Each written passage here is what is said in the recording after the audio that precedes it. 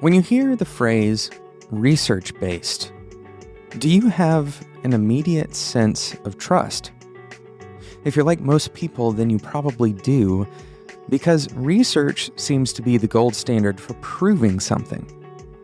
Now, the reality is, research and the quality of research varies in terms of how effective it can be in proving one thing or another. This week, we're going to talk about research. All 3 episodes this week are going to be about research, and we're going to use this as a way of framing a discussion for user research. As developers, we're going to have people who consume whatever it is that we're creating. 99.9% of the time, probably, people who are listening to the show, you're either writing code that constitutes a product that someone is going to be using, or you're writing code that another person will be reading, right? Maybe you're working on a library and you actually have developers who are using your code. Either way, at the other end of this chain, there's someone who is affected by the work that you're doing. And there's a whole field dedicated to this subject, user research. We're going to talk about some of the more kind of concerning aspects of when research can steer you the wrong direction in these 3 episodes. My name is Jonathan Cottrell. You're listening to Developer Tea. My goal in the show is to help driven developers uncover their career purpose and do better work and have a positive effect on the people they have influence on. So this show covers a wide variety of topics, and research is an excellent topic for this show because for you to be a great developer, for you to practice good work habits, you should be doing some kind of research. Maybe you're doing research without realizing it, and that's one of the things we're going to talk about in these 3 episodes. But we need to understand what can go wrong when we're researching. We need to understand how things can get thwarted, how our perceptions can feel correct, but in actuality, they're heavily biased for some reason or another. So we're going to talk about ways that research can become a little bit thwarted. We're going to talk about those types of biases that can affect research. And we're going to start out by giving you kind of an intuition for how research can become thwarted. And then we're going to talk about specific biases in at least today's episode, and we might continue talking about biases specifically related to research as we move into Wednesday and Friday.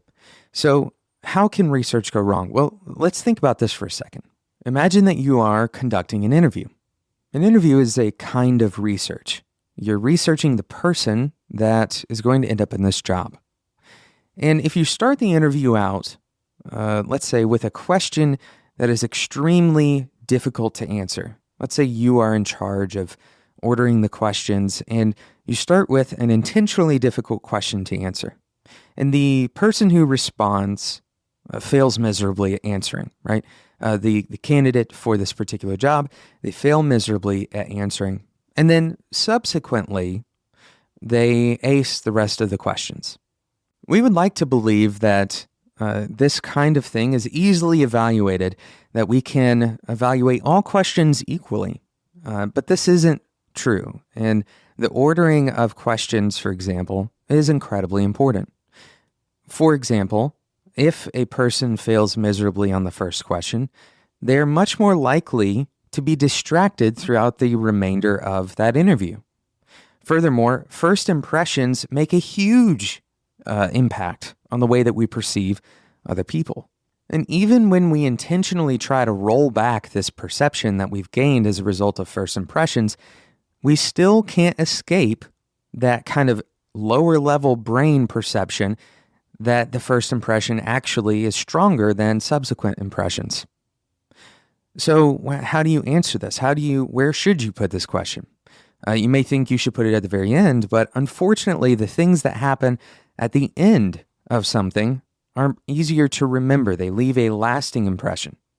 So should we put it in the middle? Where should we put the most difficult question? And these are the kinds of questions, I'm not going to prescribe a perfect answer for you, but this is the kind of thing that shows you that research can be biased. Another example of this is if you were to bring in a candidate that everyone already believes is good, or on the flip side, bringing in a candidate that everyone already believes is going to fail. It's very possible, and perhaps even likely, that the questions and the tone of the interview is going to follow some kind of confirmation bias, right? Now, this is maybe the first bias we can discuss, but the confirmation bias is a preconceived notion that is then confirmed through that followed research, right? Those following questions. And let's use a different scenario to kind of prove this one as well. If you are looking for reasons to not support an old browser, right? If you're looking for reasons that, IE8 should not be supported. If you Google, for example, why we shouldn't support IE8, what you've already done by doing this small kind of, ad hoc research about whether or not you should support IE8, you've already searched for other people, other opinions that align with your opinion. By framing it as a why I shouldn't support IE8, you're already setting up yourself to find reasons why you shouldn't. Now, if you ask the question, should I support IE8, you might have a better outcome, but then you start getting into other biases. Like, for example, you might run into something like culture bias. Now, in this particular scenario, we're talking about a subculture, particularly the web developer culture. By and large, the opinion of web developers is that support for IE8 isn't really necessary. And this is also supported by the fact that if you don't have to write specific code for old browsers, then your job becomes a little bit easier. So when you Google this question, then you're not really using data, you're using opinions, and you have to ask the question of whose opinions are you actually seeking? Whose opinions are actually going to be found in your Google search? So how can we reverse this kind of bias? Well, maybe it makes more sense to use data, right? The usage data specifically, to make your decision. In this particular scenario, instead of framing your question around should I support IE8 or not, you could decide your own criteria, like, for example, what percentage of people do I need in this particular user base? What percentage of people justifies the extra work necessary to support IE8? Now, this removes a opinionated perspective of whether or not IE8 needs to be supported. Now, we're barely scratching the surface on research, and really everything that we've discussed so far is very informal versions of research. We're going to talk a little bit more about slightly more formal versions of user research right after we talk about today's awesome sponsor, Linode. Today's episode is sponsored by Linode. With Linode, you can get started with only $5 a month, and you can have a Linux server up and running in just a few minutes that has a gigabyte of RAM. Now, you already know this if you've been listening to Developer Tea, and we've been going through some of the cool things about Linode in this month's episodes, or I guess in this year's episodes. It is now February, and I want to point out that if you want to get a taste of the kinds of things that Linode does for developers, you can go to their docs. They have development docs. These are guides and tutorials that you can get started with for free. You don't even have to use Linode to understand how Linode is contributing to the development community. And you can learn from these. You don't even have to go and sign up for a Linux server through Linode. You can go and learn from these tutorials. For example, here's some of the tutorials that Linode has available. How to install R on Ubuntu and Debian. How to install Go on Ubuntu. Install Java on CentOS 7, or use nightmare.js to automate headless browsing, or how to install Node.js.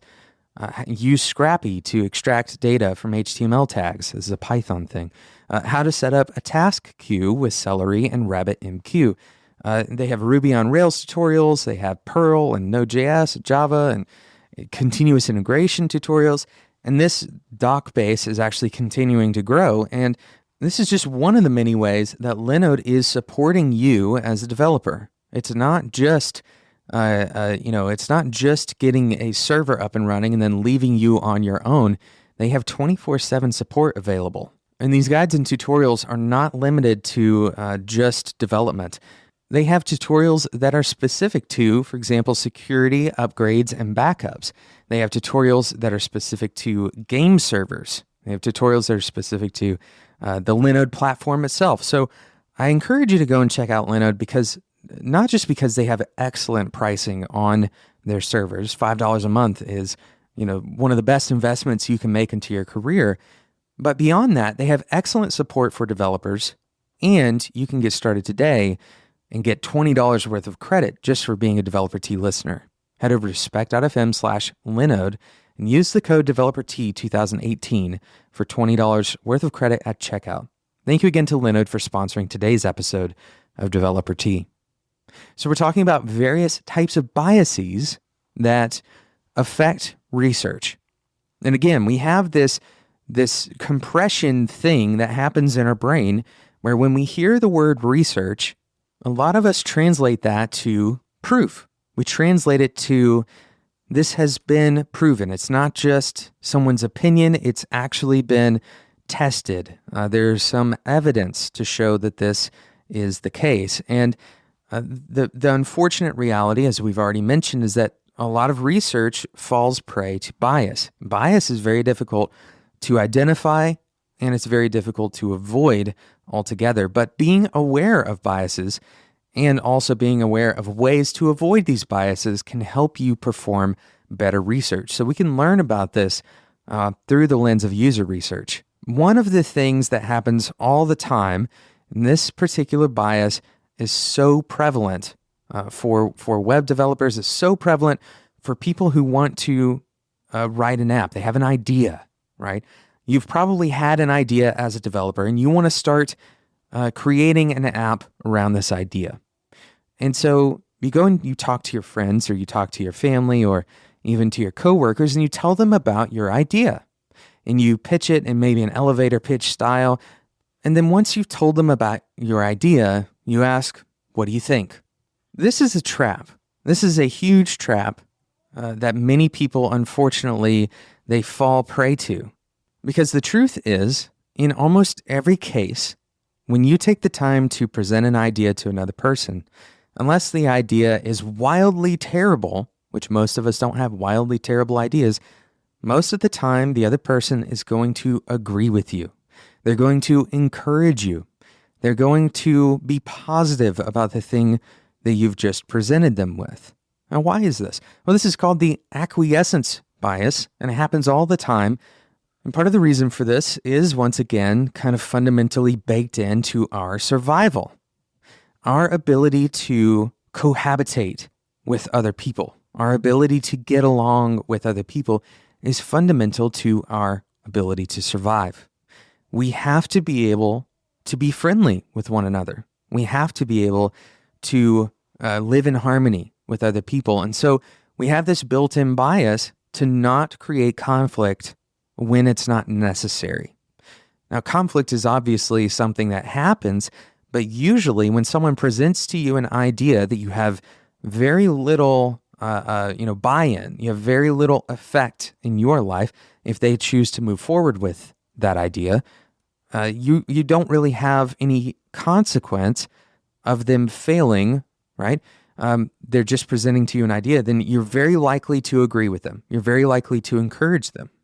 You're not very likely to provide negative feedback that dissuades them from their idea. And why is that? Well, you're creating conflict. You're providing critique to something that obviously that person is excited about.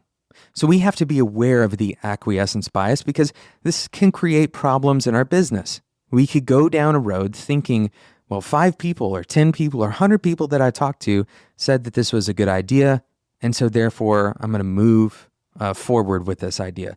And it may end up being a flop, or it may end up being, a mediocre idea at the end of things, right? So how can we avoid this? Well, one way is to ask more specific questions. Ask questions like, how much would you pay for this? Because the truth is, I could think something is a good idea, but not good enough for me to use simultaneously. There are plenty of apps in the App Store, or there are plenty of developer services or programming languages or development boot camps, for that matter, that seem like a good idea, but I wouldn't put my money on the table for them, or I wouldn't spend the time in order to learn them. So asking these more specific questions can lead you to understand beyond just, is this a good or bad idea? You can start looking more for viability of the idea in the market. Another very specific question, if you don't want to ask somebody how much they would pay for it, you could ask them to explain a moment or a situation in their lives where this would help solve their problem.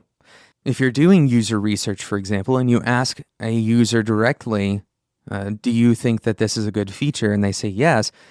Furthermore, you could say, how would you use this feature? How often would you use this feature?